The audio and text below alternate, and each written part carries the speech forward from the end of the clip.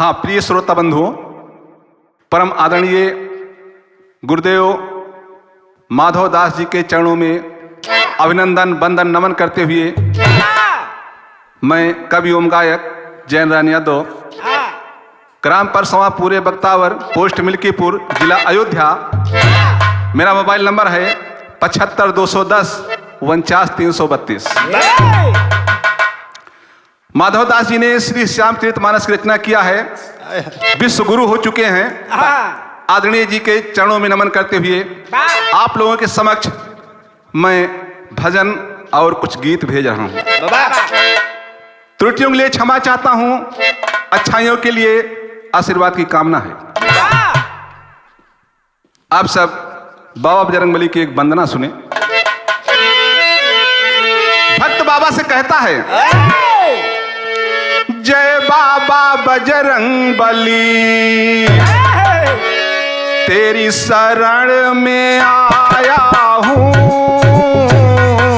जय बाबा बजरंगबली, तेरी शरण में आया हूँ।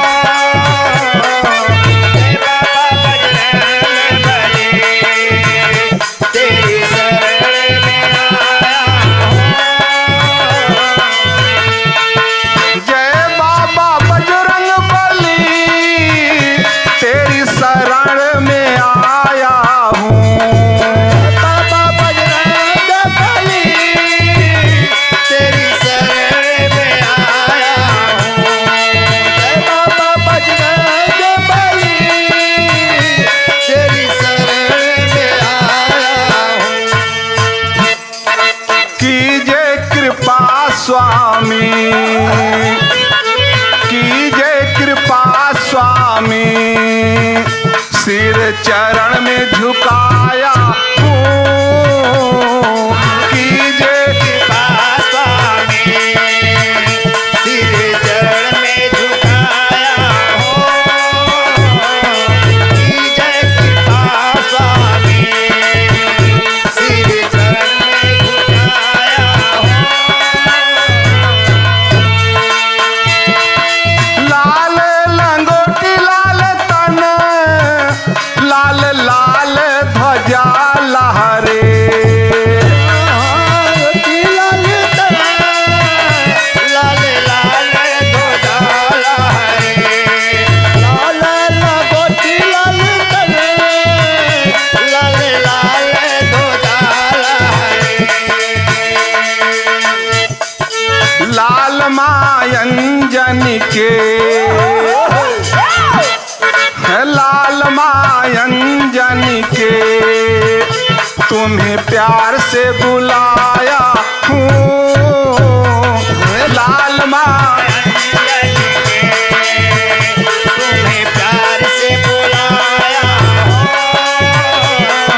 लाल मायंजन के, तुम्हें प्यार से बुलाया हूँ।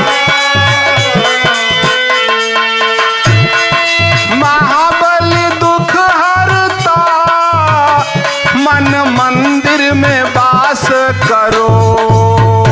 बलि दुख हरता, मन मंदिर में वास करो।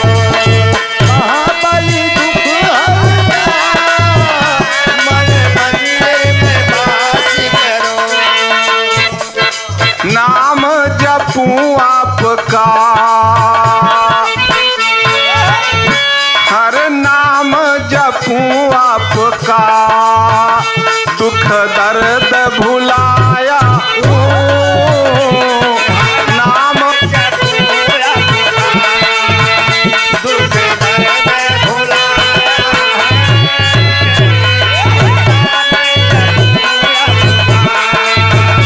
दुख दर्द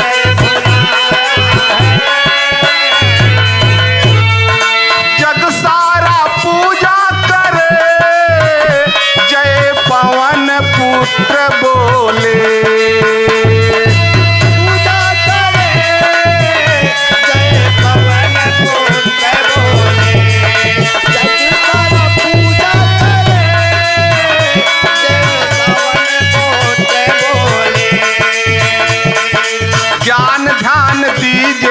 मुझे, ज्ञान ध्यान दीजिए मुझे, यही अर्जी लगाया हूँ। ज्ञान ध्यान दीजिए मुझे, यही अर्जी लगाया हूँ। ज्ञान ध्यान दीजिए मुझे, यही अर्जी लगाया हूँ।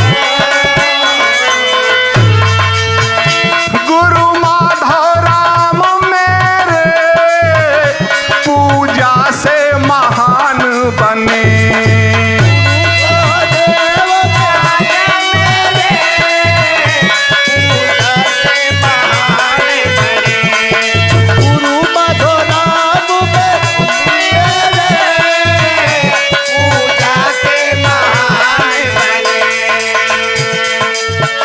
जय नारायण करे विनती, जय नारायण करे विनती, दिल आस लगा